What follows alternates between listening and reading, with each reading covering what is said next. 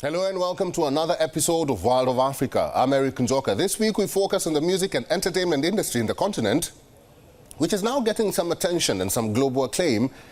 Is it about time Afrobeats became a global chart topper?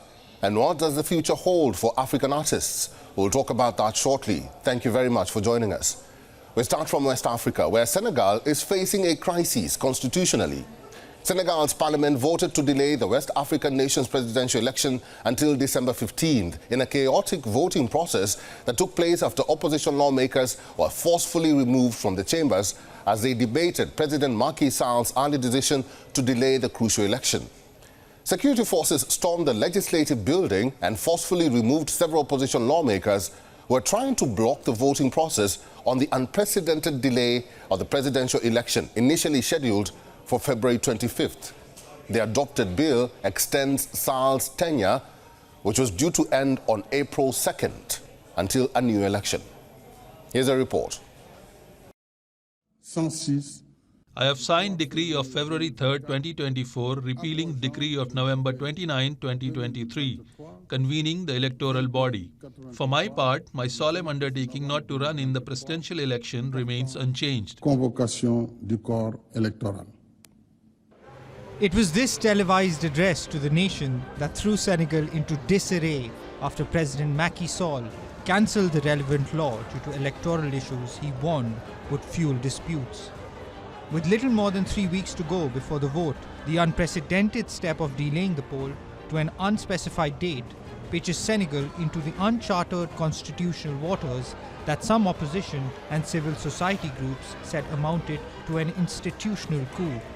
One opposition coalition has already vowed to challenge the move in the courts, raising the prospect of a protracted legal battle that could further muddy the democratic outlook.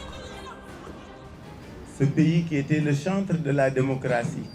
A country that was a champion of democracy, a country that had become a benchmark in Africa and the world, a country respected by all and everywhere. What has happened to bring us to this point? We are all sad. We are unhappy. Nous sommes tous tristes, nous sommes malheureux. Sall's decision follows the Constitutional Council's January decision to exclude some prominent contenders from the electoral list, which has fanned discontent about the election process. Among the excluded candidates from the Senegal's Constitutional Council were opposition leaders Ousmane Sonko and Karim Wade, the son of former President Abdoulaye Wade. 49-year-old Sonko has been battling various court cases since 2021, and the authorities deny his accusations they are politically motivated, although public backlash to his treatment has fueled unrest.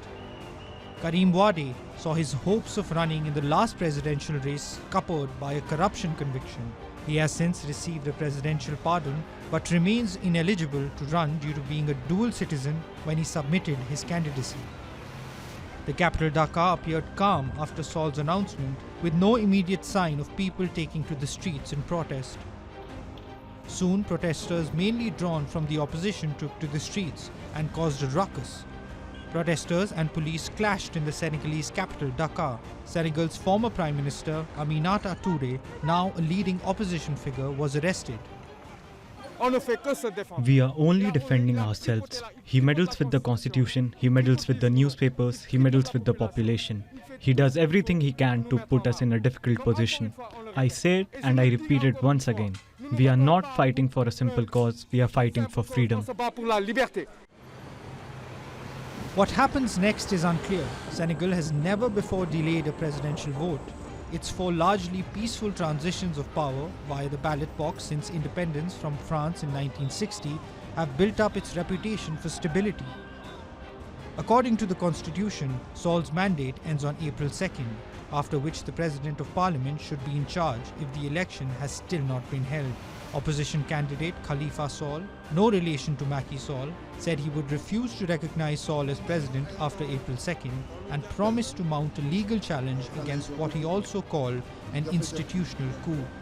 Senegal gépp moo war jóg.